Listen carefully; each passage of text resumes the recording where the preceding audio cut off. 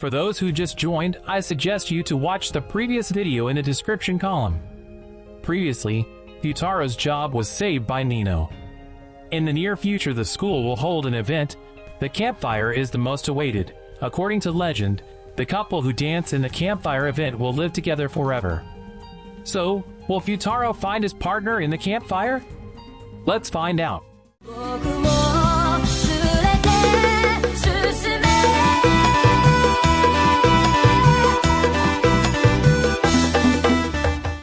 While having dinner, Futaro's father recalls a girl who made Futaro turn into what he is right now.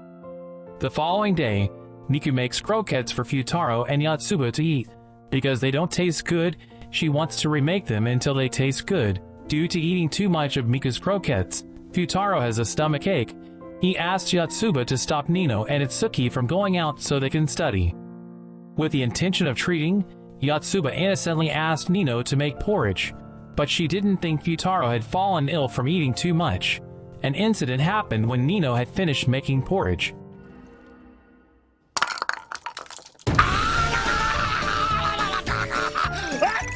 Feeling cheated, Nino and Itsuki leave Futaro for lunch outside. Yotsuba took advantage of their moment to express her feelings.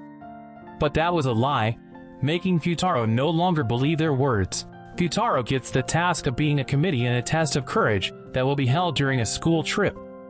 Yotsuba tells a school legend about a couple who dances during a campfire, so they will be bound forever. Mika listened and believed in Yotsuba's words. Ichika then comes and says she can't join to study, so she exchanges contact with Futaro so she can give him the news. Ichika also forces Futaro to gather the contacts of her 4 sisters. Nino initially refused. After being influenced by Futaro's words, she wrote her contacts in Futaro's profile book.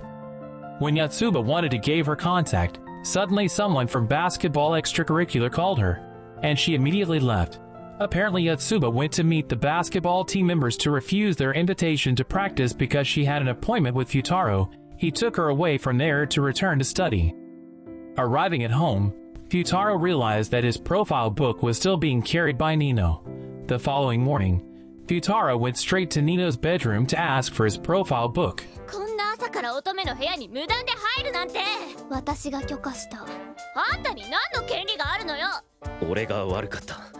Nino invites Futaro to her room to ask Futaro for help Nino get her ears pierced as a condition for Nino to return his profile book. Futaro's profile book accidentally fell and showed a photo of a blonde-haired boy. Nino liked the photo of the little boy very much, and without her knowing, the boy in the photo was Futaro. But Futaro lied by saying the little boy was his relative. Nino also hoped that Futaro would bring the two of them together. Then Nino brought their childhood photo album to show her sisters. At the same time, Futaro is reminiscing about the past with the girl he used to love. The following day, Yotsuba goes to Futaro to remind him about the campfire. Futaro didn't care and didn't think about finding a dance partner for the event. Suddenly Ichika comes and mentions that the event should be attended with loved ones. Ichika then leaves because she has a photo shoot and she asks Miku for something. Futaro follows Miku and finds out that Miku is disguised as Ichika. Apparently the student named Maeda expressed his feelings to Ichika. Miku, who was cosplaying as Ichika, intended to leave because she didn't know what to say. Futaro then came and saved Miku from the situation. Spontaneously, acted as Ichika, Miku admits that she will dance with Futaro at the campfire. She also lies that she and Futaro are dating. Maeda was still suspicious of Miku's words. Finally, Miku took Futaro's hand to convince her lie and left. The other Mika sisters gathered to take Futaro out shopping for clothes. After they all bought clothes for Futaro, Yotsuba realized that what they had just done was like a date. They looked blushed to hear that. They seemed to wish Futaro could attend the school trip. Arriving at home, Futaro found his sister. Reiha has a fever. He took care of Reiha because his father was still working. Because of that, Futaro couldn't attend the school trip on time, and he intended to stay at home. Although Reiha has recovered, Futaro has no intention of going on a school trip. Suddenly Itsuki entered the house dragging him to come with him. The other sisters were also waiting, and they were going to the event with a private driver because the group had already left by bus. The 6 of them finally set off. On the way, Their car was stuck in traffic and forced to stay at a nearby inn, because there was only one room available.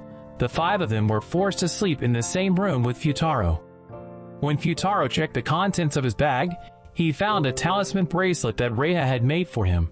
Miko lets Ichika dance with Futaro at the campfire, because she's the one who decided beforehand. What Miko meant was, when she disguised herself as Ichika earlier in case you forgot, even if it would actually lie. They had dinner while talking about the campfire. Futaro looked worried because he had to dance with Ichika plus the legend that Yotsuba had mentioned. After dinner, they decided to soak in the public bath. They discussed deciding who would sleep next to Futaro. Since neither of them wanted to because they were worried that something bad might happen, they decided to sleep around Futaro. Apparently, when they entered the room, Futaro was already asleep. The following morning, Ichika was surprised to wake up next to Futaro. She hugged him and looked closer at Futaro's face. A moment later, Itsuki came and was surprised by what she saw. She meets a teacher who was also staying at that place. They continued their journey with the rest of the group. Itsuki was still wondering who her sister was hugging Futaro, because she couldn't see her face clearly. The students seemed enthusiastic about discussing the topic about the couple dancing at the campfire. When they arrived at the location, they helped the other students prepare all the things needed. Maeda looks envious of Futaro, because he thinks Futaro has a partner like Ichika. Yotsuba comes and invites Futaro to prepare for the test of courage. Futaro and Yotsuba manage to do their job, causing Maeda to run away in fear. But the next victims were not affected because they were Ichika and Miku, who already recognized the two of them. Futaro felt Miku's attitude turn cold towards him. Miku acted like that because she knew Futaro would dance with Ichika. From Nino's words, Itsuki realized that Nino was not the one who hugged Futaro. She ran away scared because of Futaro, but Itsuki ran in the wrong direction. Nino went around looking for Itsuki's whereabouts. Because her phone battery ran out, she couldn't see clearly. That's when Futaro appeared and helped Nino. She thought that the boy in front of her was Futaro's relative. Nino asked Futaro to take her to find Itsuki. They chatted with each other and Futaro was forced to pretend to be Kentaro, so Nino would follow him. Nino seems to really like Kentaro's personality, and she also cares about him so much that she puts a plaster on Kentaro's forehead. The atmosphere became spooky, and they ran away in fear, which made Nino run towards the cliff. Kentaro intends to save Nino, but instead he will fall. Fortunately, the talisman given by Reiha can be grabbed by Nino, and keeps them both safe. That moment also strengthened Nino's feelings for Kentaro. Kentaro gave his talisman to Nino, so she wouldn't be afraid anymore. Nino invited him as a couple to attend the campfire. Before Kentaro had time to give an answer, Itsuki came to interrupt their meeting. Kentaro took advantage of that to leave. Miku asks Ichika how she feels about Futaro because she is worried about the legend. Ichika didn't think much of it because she didn't know about the legend. Futaro looked confused because he had to dance with Ichika and Nino at the same time. Coincidentally, Miku and Ichika came. When Futaro asked Miku where Nino was, she looked annoyed. Yotsuba asks Futaro for help to move the log that will be used for the campfire. The two of them work together to lift the log. Suddenly a friend called Yotsuba for her help. Ichika took her place.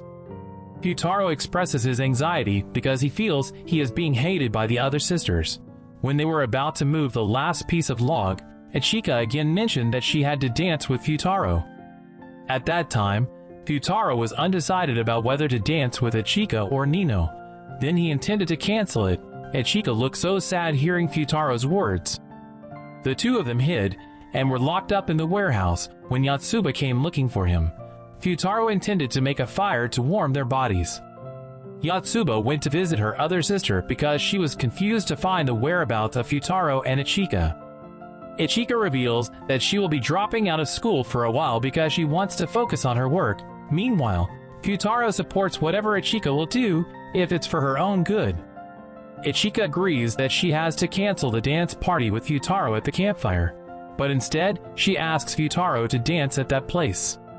Futaro tells about the legend of a couple who danced at a campfire event. Ichika, who just heard it, felt sorry for Miku because she knew the event meant a lot to her.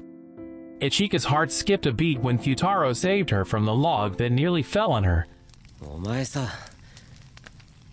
意外とドジだな。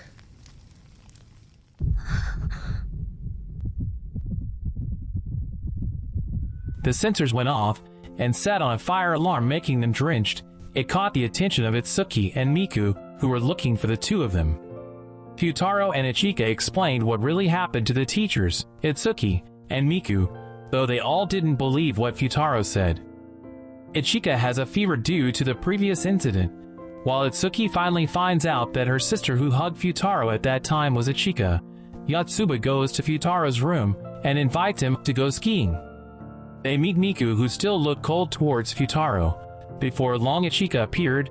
They look surprised that Ichika insisted on skiing. Yotsuba invites them to play chase. Futaro intended to explain his situation with Ichika to Miku, but she left him first. Since Futaro wasn't good at skiing, he crashed a tree and the plaster on his forehead came off. It made Nino, who was not far from there, think that he was Kentaro. Not wanting to complicate the situation, he chose to leave. But instead he ran into Yotsuba. Mika helps Futaro hide inside the igloo. After hearing Futaro's story, Mika realizes that she doesn't have to worry about Ichika because they are sisters, and she is determined to win Futaro's heart fairly. Nino still thinks that she will meet Kentaro again. They all gathered and confused looking for Itsuki's whereabouts.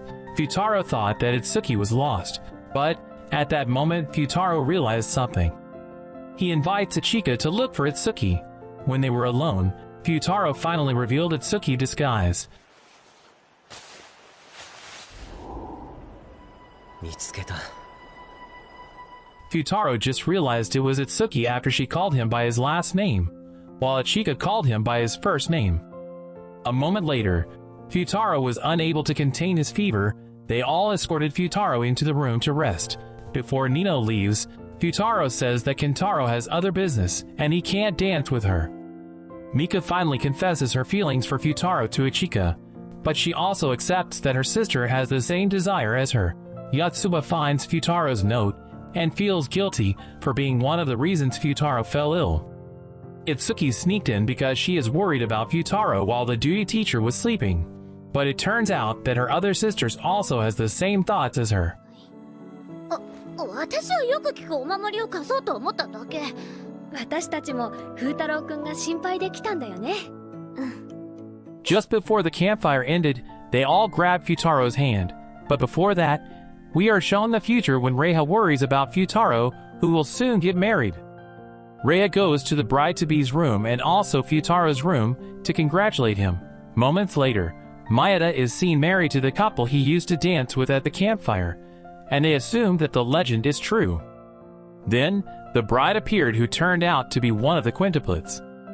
The scene returns to the present, which shows the quintuplets holding Futaro's hand. Because they were too loud, Futaro woke up and got angry with the quintuplets.